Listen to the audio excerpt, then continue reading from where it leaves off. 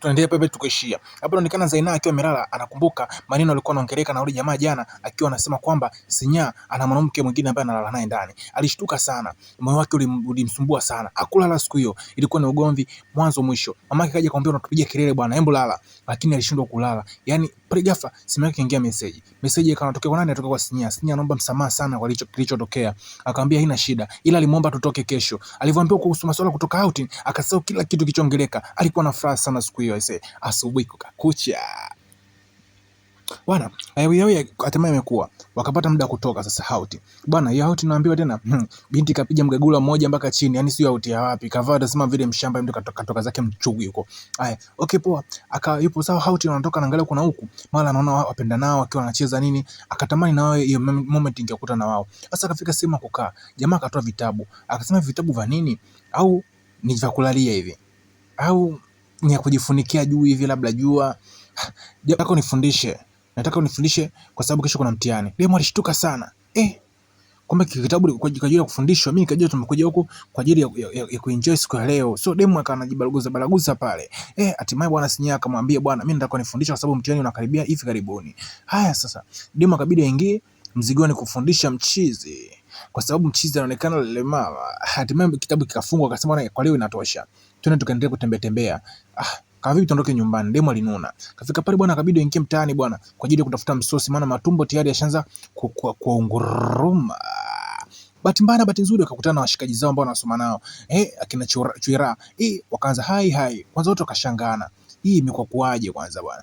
Okay poa. Safari yao yote ilikuwa inagongana kwenda kwenye mgahawa. Wakafika kwenye mgahawa mmoja wa Uswahilini chakari huko. Sasa ikaitwa msosi bwana pale.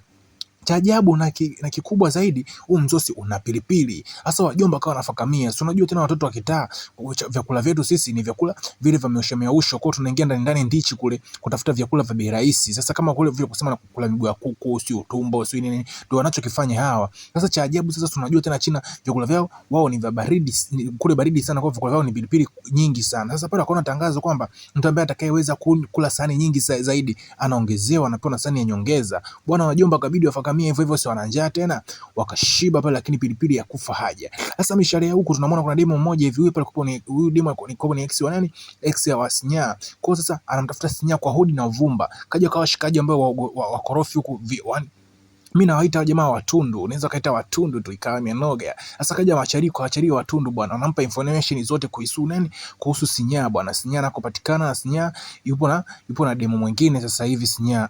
Ilikuwa ni noma sana. Sasa mshari hapa tunamwona Sinya anagonga hodi kwa kina Zaina. Zaina kuja nafungua mlango, wakaja wakamkaribisha mezani, wakaja kula. Sasa wakati huu ni wakati wa kula. Hapo Sinya kumbuka amekuja kwa ajili ya kufundishwa na nani? Na Zaina. Sasa huku tunamwona Chwira ameitwa na Ana wakiwa wanazungumza juu kabisa huku. Ana amemwita kwa ajili ya kumtongoza mchizi. Mchizi anaelekezwa na Ana kwamba mimi nakupenda sana. Ila cha ajabu Chwira sasa anakuwa amuelewi, kwa sababu Chwira moyo wake wote upo kwa nani? Kwa Zaina. Sasa Ana amebaki hapa anatumbua macho tu. Akimwambia mchizi anaonekana ni kabu buyu kali, hataki kumuelewa. Huku upande wa pili washamaliza kula, wanaonekana wakiwa wanafundishana maswali ya shule bwana. Sasa wakati wanafundishana wamechoka, wanajinyosha hivi.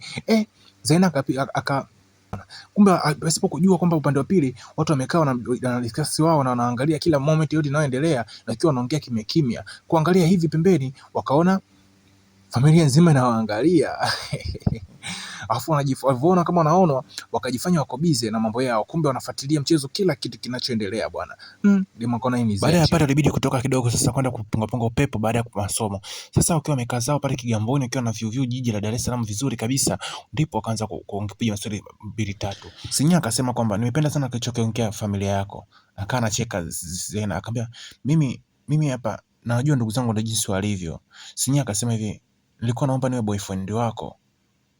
Alishtuka sana Zena. Akasema unamaanisha? Akamwambia ndio, mimi nahitaji niwe boyfriend wako.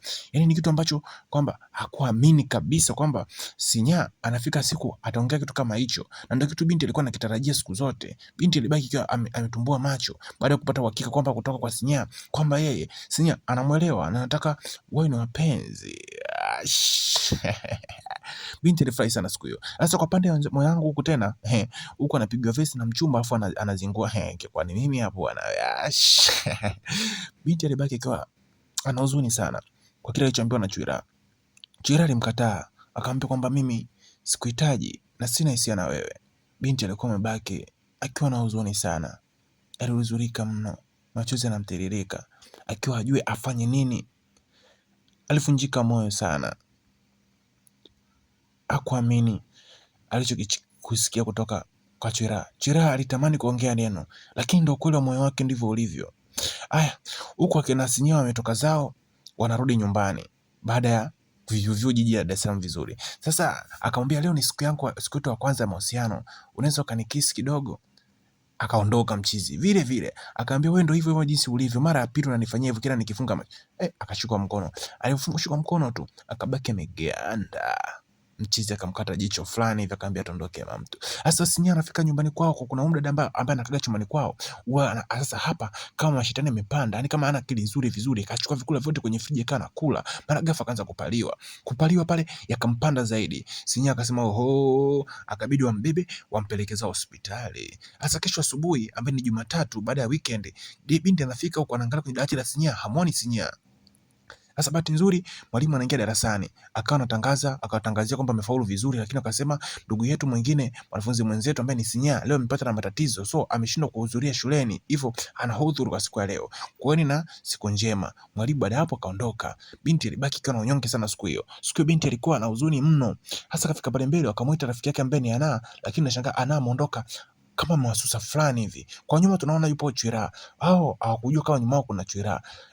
Sasa baada ya pale binti ametoka hivi, akapambana na kikumbo kimoja cha hatari. Kuja kuangalia hivi anapewa mkono na mtu aliyempiga kikumbo, akampa mkono, akajua ni msaada wa kumsaidia, akamnyanyua hivi afu akamrudisha tena chini kwa kejeli, akaanza kumtolea maneno mashombo kama yote. Akamwambia wewe kwanza achana na bwana wangu, achana kutembea na Sinya. Nasikia unatembea na Sinya. Binti akamwambia unaongea nini wewe, mbona mimi sikuelewi? Akamwambia mimi hapa Sinya ni rafiki yangu. Binti akacheka, akamshika mkono, akamwambia unaenda wapi? Sinya ni bwana wangu mimi, na unabidi ukae naye mbali. Mara ghafla akashika mkono, kuangalia huku akamwona ni Chwira. Chwira akamwambia mwachie mpenzi wangu. Mpenzi wako kivipi? Baada ya pale sasa kalika kikao huko chini kati ya Sinya na Zena, akamwambia bwana ni Chwira na Zena. Sasa Chwira akaanza kumweleza vipi wale wanakuambia nini, ila Zena akamwambia hivi, achana na mimi kwanza, umeongea maneno gani mbele ya wale watu wakaenda kumwambia Sinya itakuwaje? Sinya akijua atakasirika. Baada ya pale waliongea sana, mwisho siku akakubaliana, lakini mwisho siku Chwira akaanza kumwelekeza situation yake nzima kuhusu yeye na Ana. Anampenda Ana, amtongoza akamkatalia, ila demo akamshauri apatane na Ana, ila baadaye akina Sinya wanarudi nyumbani. Demo alikuwa anamsubiri Sinya kwa muda mrefu. Baada ya hapo Sinya aliona hili, japokuwa demo alimkimbia akujionyesha kwamba yeye hayupo. Sinya akakaa karibu yake, akamuuliza Zena nini shida. Zena anajielezea pale, akamwambia leo ilikuwa siku ngumu sana kwangu. Akamwambia Sinya, akamwambia mimi nilipata tatizo na mgonjwa nyumbani, hivyo nikabidi niondoke. Mwisho siku demo alikuwa na panic, hivyo alipomshika mkono mtoto akatulia, akaanza kutabasamu na kuchekachika tu. Mwisho siku bwana, wakajikuta wamezamia kwenye juisi ya miwa. Bwana. Sasa baada ya wote wanafanya hawa, wako kwenye romantic kubwa ya hatari. Huku kwa nyuma tunamwona kuna binti mmoja anakuja hivi anaangalia, na huyu binti ni yule binti ambaye yuko kwenye chumba cha kina Sinya. Sasa pande ya pili huku tunaona wachari wa Tundu anaibuka yule demo ambaye alikuwa na ugomvi kule na Zena. Sasa yule demo anafika mpaka tu huku, anakuja kumwelezea kile kitu kilichotokea, anaambia huyo kadanganya, yule Sinya yule ni demo yake na sio rafiki yake. Huku tunaona Sinya anarudi nyumbani, huyu mwanamke akawa ameshamongea maneno ya shombo kama yote. Sinya amekasirika, akaingia chumbani kwake kutafuta simu yake, akakosa, akarudi akauliza simu yangu iko wapi? Alionyeshwa kule kwenye maji, kwamba yule demo baada ya kuona wanakisiana zidi ya Zaina na Sinya alichukua simu yake kadumbukiza kwenye maji. Pande ya pili demo anapiga simu kama zote lakini hazipokelewi. Hivyo kapata na hasira, anashangaa, anasema nini kimetokea? Baada ya kunikisi tu hatimaye ananiacha, ananizimia na simu kabisa, au mdomo wangu mimi unanuka? Demo akabidi adinuse kwanza mdomo wake, labda unanuka, baada ya jamaa kumpa denda, hivyo akatema. Asubuhi wanaenda shule, demo akawa anapiga miayo kila saa. Sinya akamuuliza nini shida, au jana ukulala? Akamwambia hamna, ni uchovu tu hapa na pale. Hivyo akafika shuleni. Sasa pale shuleni tunamwona Chwira akiwa anakaa anamsubiria Ana. Ana anakuja pale, anakuja mbele yake moja kwa moja, anamwambia Ana, nisamee kwa kilichotokea. Anampa barua Ana. Ana anaangalia ile barua, lakini anakataa kuipokea. Shule nzima ishafika pale, wanafunzi kama wote wanaangalia pale, yani kinachotokea. Akina Sinya wakawa wametokea hivi, wanaona kila kitu kinachoendelea kati ya Chwira na Ana akiwa hataki kupokea roho ya Chwira. Baadaye tunamwona wako darasani kati ya Sinya na Chwira na Sinya na Zena wanakaa nafundishana kama kawaida yao. Mwisho siku tunaona mwalimu anakuja pale, anawaambia bwana amefaulu vizuri, anatangazia matokeo yao, watu wakiwa na furaha na muda kuondoka. Ile mwalimu alisema hivi, ana kikao pamoja na Sinya. Sinya anahitajika ofisini. Sinya akaja kumuondoa mpinzani wake Wasiwasi na kampa hiki MP3 kwamba atakuwa anasikiza muziki kwa muda wote, atakao kuwa mbali na yeye. Sinya akaondoka namna kama hiyo. Binti alimwaga baada ya kutolewa Wasiwasi wote. Akana sikiza zake muziki ambao aliopewa. Muziki wenyewe ni huu hapa. Ndio alikuwa anasikiliza bwana. Hii nyimbo inaitwa Fataki ya Nick Nice. Usikose kuitazama. Ni nyimbo moja nzuri itakuliwaza na kufanya uwe na burudani wakati wote. Sasa binti huku anakutana na mwasimu wake bwana. Mwasimu wake kama hivi, Mbere Hamad, anakumbuka siku ile kilichotokea. Hapo ni ugomvi mwingine tena, binti akanarudi nyuma. Bahati mbaya zaidi anakutana na Machariwa Tundu. Anamtuliza, anamwambia leo wewe utakuwa ni wa kwetu.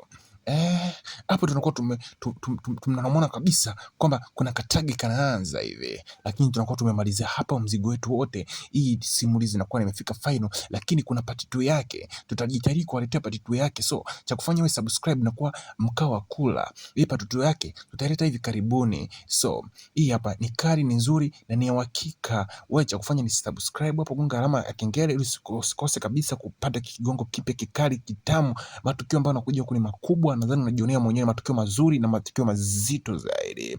Bado tuna siri kubwa. Sinya anaishi na ule mdada ndani ya nyumba yake. Je, ni ndugu yake au ni nani yake au ni mpenzi wake? Okay, tutakuja kukutana nayo. Bwana, usikose kufuatilia mzigo huu hapa mpya mkali kabisa. Unapatikana channel ya Nick Nice, yani Nick Nice, inaitwa Fataki. Ni nyimbo moja kali sana imetoka. Utaipenda. Wewe cha kufanya andika tu Nick Nice. Fataki.